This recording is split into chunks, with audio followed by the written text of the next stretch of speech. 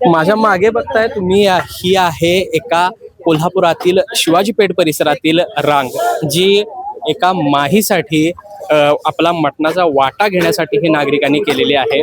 खरं तर ग्रामीण भागात अशा पद्धतीच्या माही आणि जत्रेचं वातावरण आपल्याला बघायला मिळतं आणि त्याच पद्धतीचं वातावरण कोल्हापुरातील शिवाजी पेठ परिसरात गेल्या 19 वर्षांपासून दरवर्षी आपल्याला बघायला मिळतं। ग्रामीण पद्धती परंपरेप्रमाणेच या ठिकाणी माही साजरी केली जाते। कधीपासून ही परंपरा सुरू झाली, कारण काय होतं, काय सांगा?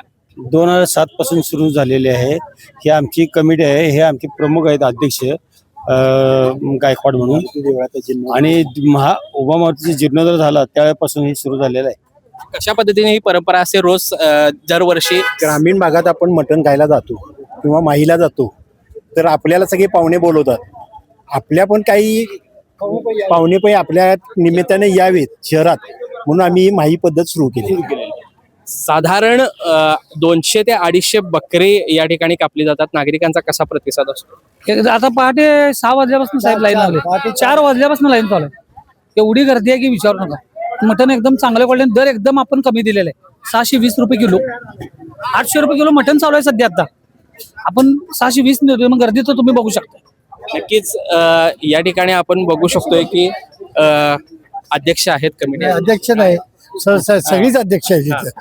काय सांगाल? 2007 साली शिवाजी पेठेचं बलस्थान काय शिवाजी पेठेचं बलस्थान उभा मारुती चौक आहे, आणि उभा मारुती हा शिवाजी पेठेचं बलस्थान आहे।